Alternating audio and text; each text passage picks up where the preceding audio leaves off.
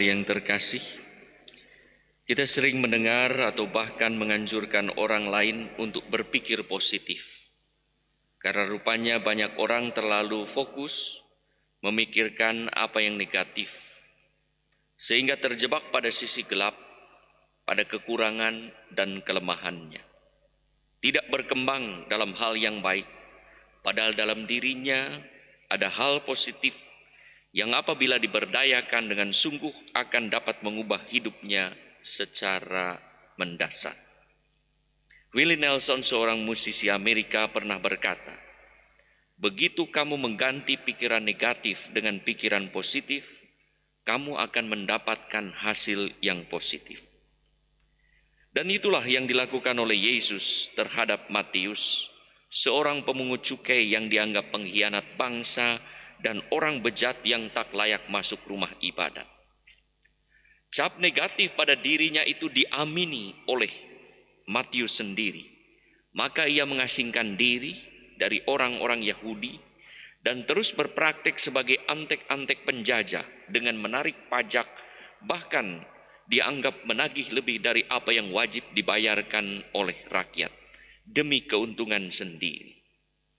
Tak satu orang Yahudi pun yang punya pikiran positif pada seorang pemungut cukai. Maka mereka pada umumnya berteman hanya dengan sesama pemungut cukai dan orang-orang yang disingkirkan, orang-orang yang dianggap berdosa. Ternyata ada satu orang, yaitu Yesus, yang berpikiran positif pada Matius. Ia memanggil Matius menjadi muridnya hanya dengan satu kalimat singkat dan padat, "Ikutlah aku." Matius segera beranjak mengikuti Yesus tanpa tanya, tanpa protes. Bukankah hal ini adalah hal yang positif dari Matius yang dengan rendah hati dan terbuka pada Yesus yang dikenal sebagai guru bijaksana yang punya kuasa penyembuhan?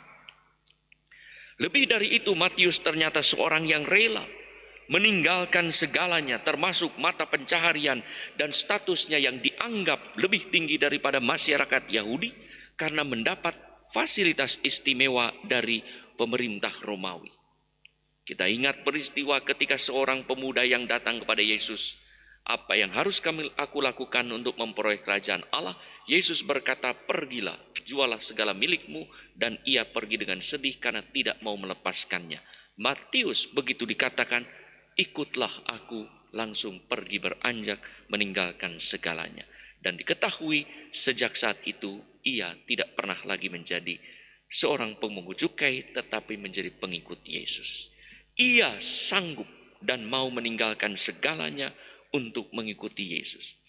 Perubahan diri yang mencolok dan pertobatan hidup yang mendalam terjadi karena Yesus fokus pada apa yang positif dalam diri Matius dan memberdayakan yang positif itu tidak terjebak pada apa yang negatif yang menjadi omongan orang dan hal-hal gelap yang ada dalam diri Matius. Sebagai pemungut cukai, Matius diyakini sebagai seorang yang teliti menghitung, tekun mencatat, dan rajin menyimpan dokumen untuk laporan. Yesus memanggil Matius dan memanfaatkan kelebihan itu karena Yesus membutuhkan Matius yang kelak akan menuliskan kisah kasih Allah dalam diri Yesus sebagai pemenuhan perjanjian lama dalam Injil Matius.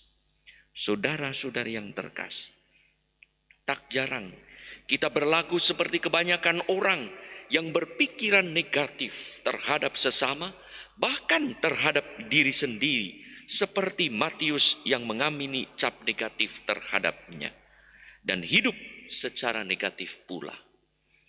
Padahal dalam diri setiap orang ada hal positif.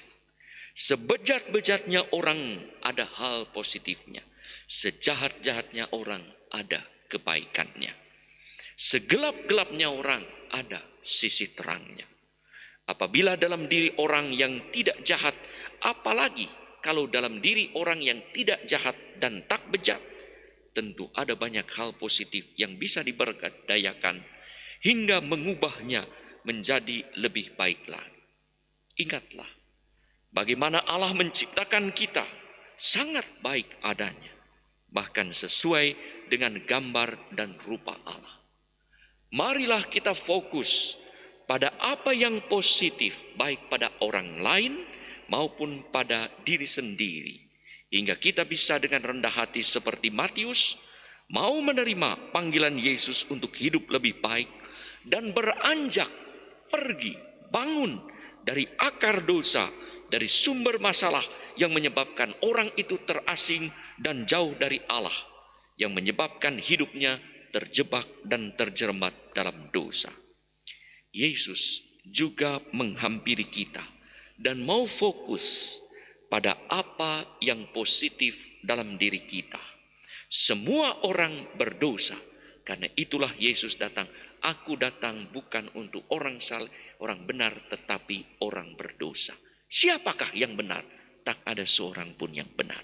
Tapi Yesus fokus pada apa yang positif dalam diri kita dan mau memberdayakan kita serta memanggil kita untuk terlibat dalam karya Allah sesuai dengan hal-hal positif yang ada dalam diri kita. Sebagaimana ia mengubah Matius, pemungut cukai, menjadi Matius, murid Yesus, sang penginjil yang menulis Injil Matius.